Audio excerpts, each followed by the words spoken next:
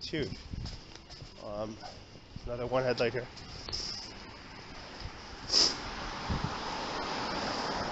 With regards to the whole monitoring people and understanding, building psychological profiles of everyone, or at least, large segments of the population. That's how they've been able to do that.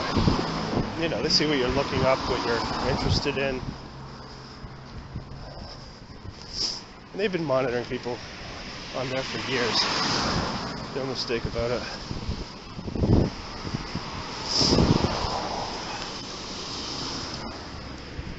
All one has to do is look at the connections between the CIA and Facebook, and that's why that was created as well, of course. It was weird. I remember when that first came out, I thought it was so stupid. And but there's a couple people friends who I talked to, who said, "Oh, this is the police area." I think that's them. Yeah, it's them there. So there's sighting number 1 for this week. Of course, this is the weird. You can see they're just sitting there doing nothing. I think that's them. Yeah, it's them. Yeah, see them there. Police on my way to work tonight. Yeah, just parking there, getting paid to stalk people. Positioned right at the area where they knew I was going to be coming to get the bus. But doing it not by driving right up to me tonight. Instead, they're just parked along the route tonight.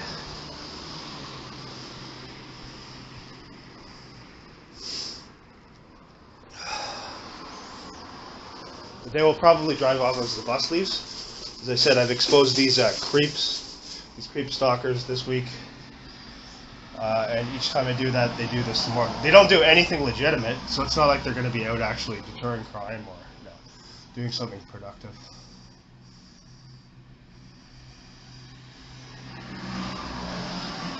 You can see them right there.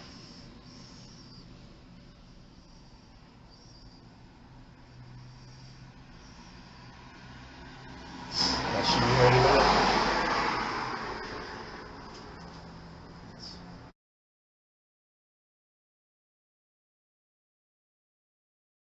Okay, see some perping in here. They're going to send some people in behind me. Then the usual nonsense when I go home.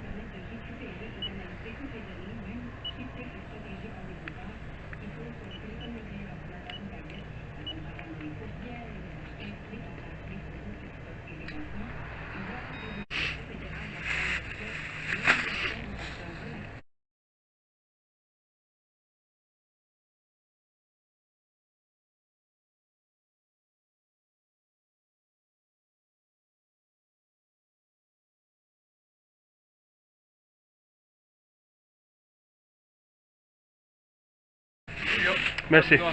You too. Notice how close the creep there with the glasses walks right up to me, puts the thing right in, barely next to where I am, and then stands so fucking close his face is almost touching the side of me. That's why I turned towards him with the glasses, to get his ugly misshapen face on camera there, his penguin-like face. So now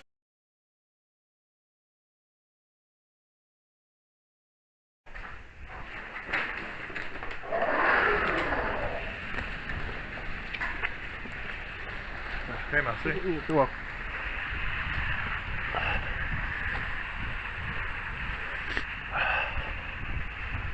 Oh man, that's not too cold today, actually. That's a good store, that Moxie's or whatever it's called, Maxie's, whatever. Hear the car? I just stepped outside, listen. Car alarm sets off right as I step out from the bank there. Yeah, that's a regular thing. Just happens to go off when you step outside. So yeah, that was timed right when I stepped out of the bank. And this is just after, you know, it's like 8 something in the morning. Right early here, the stalkers coming around. The sign signal. Yeah. One more stop here. And it's homeward bound, and we'll probably see the police this morning. I suspect we will. I predict we will. We'll see. See if I'm right. The 1960s. And that's, you know, when they bring in the decade that they really started to get the LSD going, and then those hard drugs. But yeah, they wanted it, again, with the actors and people like that, musicians, they wanted them on that stuff too, I believe, as a means of controlling them too, right? Now, many of them are MK Ultra, so they don't even need all of them to be on drugs or whatever. It helps, for sure. And they do get a lot of them on that. And then they bring them out there when they're on these, you know, hard drugs or whatever, and basically just make a mockery of them sometimes, like on these shows. It's really, when you know what's going on with that, you really see how big of a role hard narcotics play in all of this stuff, man. And it is, first of all, it's about the depopulation agenda, you know, getting people to just kill themselves with that stuff. But what does the devil do, right? The devil gives you a choice. They're not going in there and putting a gun to somebody's head and forcing them to take these narcotics. They'll give them a sample first. Try that. Did you like it? I got more where that came from. And then, you know, they get them hooked on it. And then start them out. And then it becomes a thing where it rules their life eventually. And then they can be controlled by that.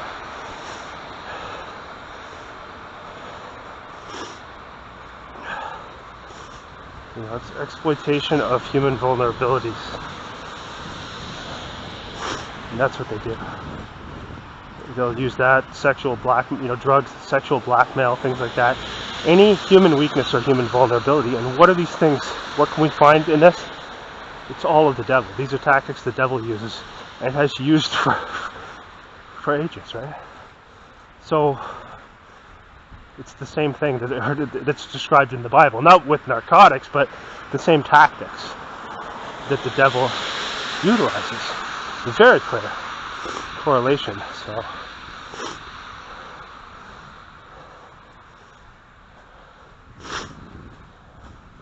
like, if you can't look at this stuff and see that there is a very, very powerful force behind all of this stuff, one vastly superior intelligence to man, you're missing something for sure. Yeah, I mean, if you can't see that, and what this force does, this powerful force, the devil, that's what it is, will give people, those people who he uses, at least at the top, knowledge, intelligence, right? Knowledge of things that many don't know. Here's another one headlight here. See that blue car there, one headlight there.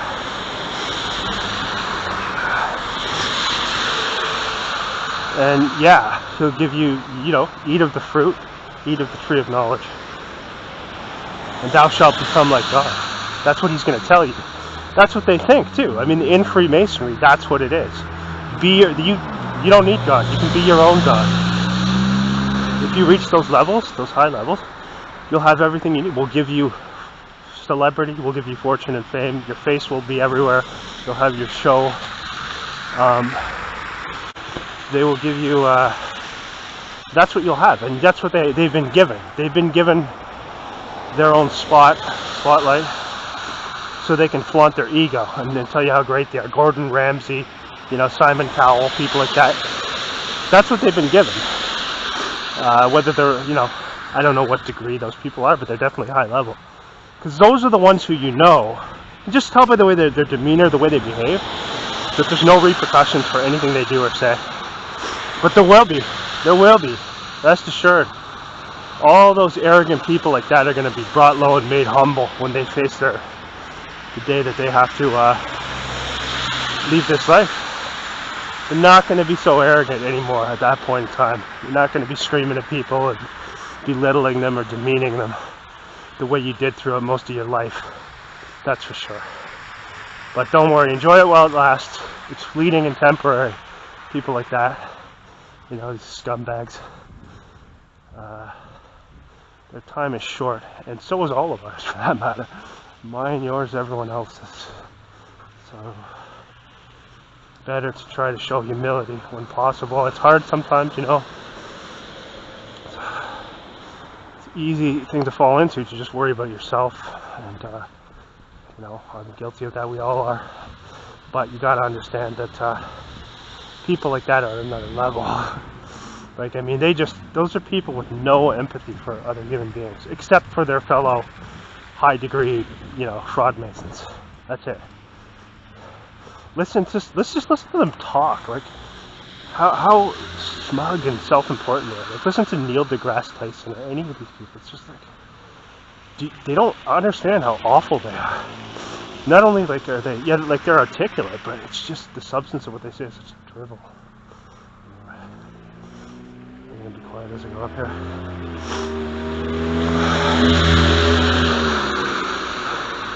Like, they don't realize how self-absorbed they are, and now how self-absorbed they come up to everyone around them. They just don't care, I guess. That's right. Because selfishness and, you know, be your own God has been instilled upon them since an early age. So they take their orders from the God of this world, and that's the one who's in charge here, unfortunately, right now. But that's not going to last forever either.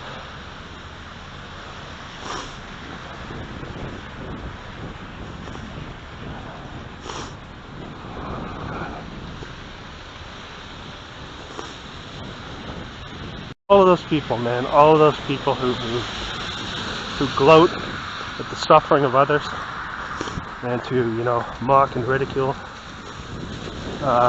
people like that, they're gonna have to face judgment. And again, it's not the judgment of man. They probably will never face judgment in this life, but that's fine. They will face it in the end.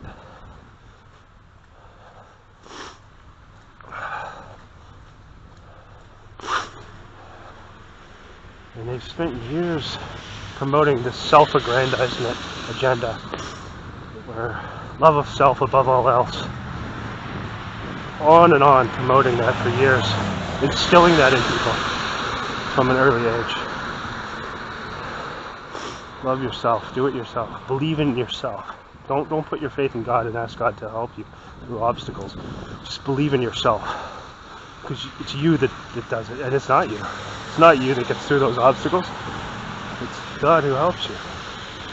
But those people cannot show humility, so they're incapable of that. Everything is better.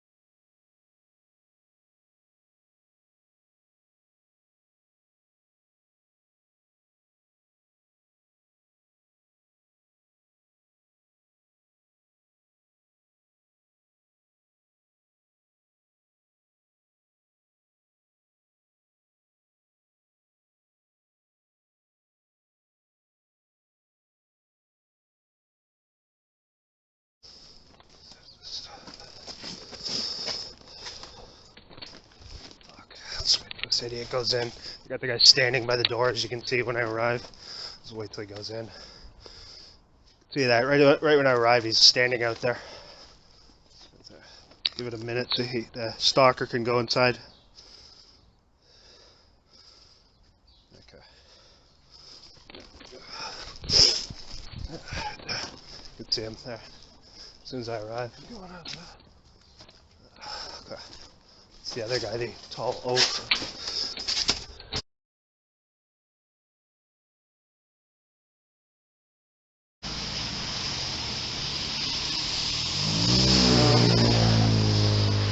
So the stop here, they'll probably send somebody over to Link or by the stop.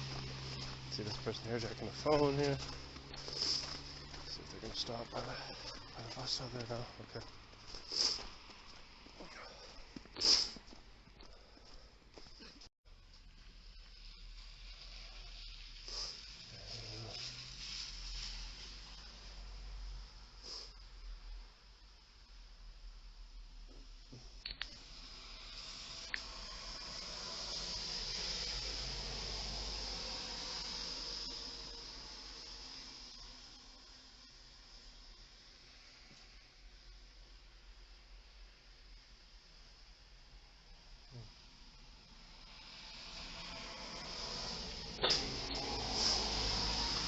Another one headlight coming here. This is 4 in just this short period of time. You can see here. And here, coming.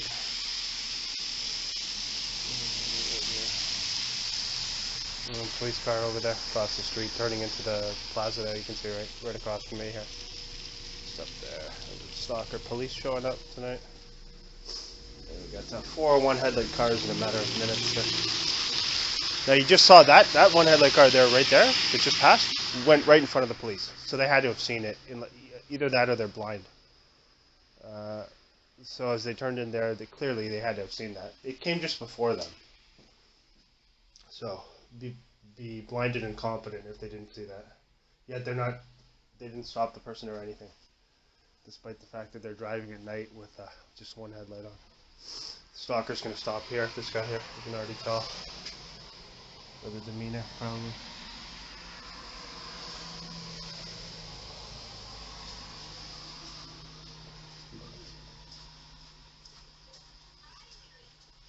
So they turned in that place right across the street there, the place in the plaza. They're probably just going to sit in the parking lot there until I get on the bus, and then they'll drive off or something. Let's see.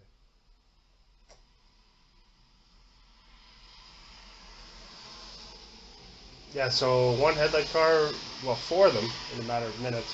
But that one came just before the police came down there, so very close to them. How you could not see that, I don't know, unless you're just completely inept, or unless you're not caring about that, one of the two. And if you're not caring about that and not doing anything about it, then you're allowing somebody to break, those are the rules of the road. You have to have 2 headlights on at night. Sure, it's minor, but you'd still issue a warning to that person typically, right? So they didn't do any such thing. So we have that on camera there. Not that I've already shown that many times. Them doing that. There's been situations where it's right in front of them, where it passes right in front of them. And they don't stop the person or anything, so they know that there are people driving around with one headlight on. They're not supposed to be doing that on the road, and yet they're not doing anything about it. So it just further shows that they're not adequately doing their jobs, and they're not upholding the law, and they're not there to uphold the law. There's another police car up there. You can see just turning down. It's coming this way here. This is the second one here. You can see. This is another police car here coming.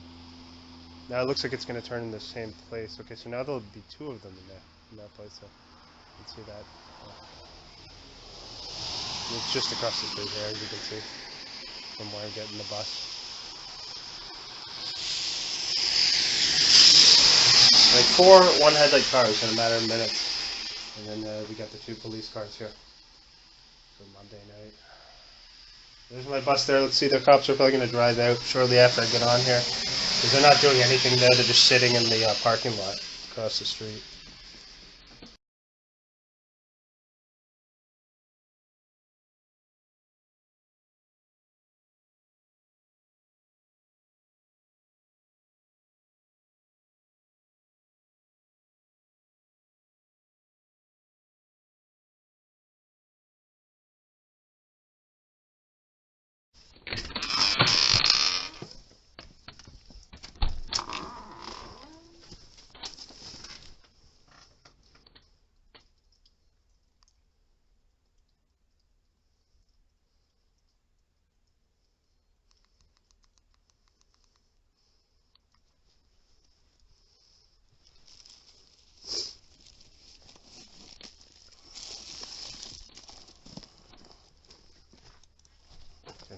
police out, so I'm just leaving now. You can see the tenant here, the stalker, coming out to his car as I'm about to leave.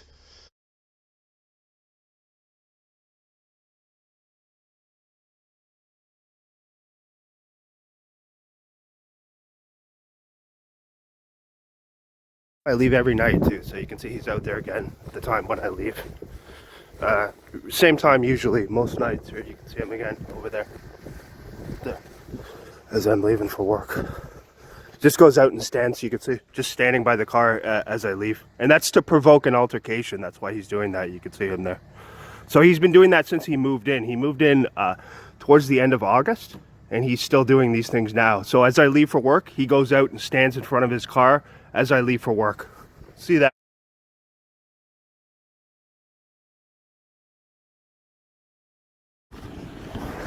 See that again there.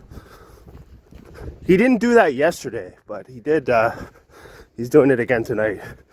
He just goes out there, stands there, waits for me to leave, and then he goes back in after I've left. You can see that. You could clearly see that. I've shown how many times he does that too.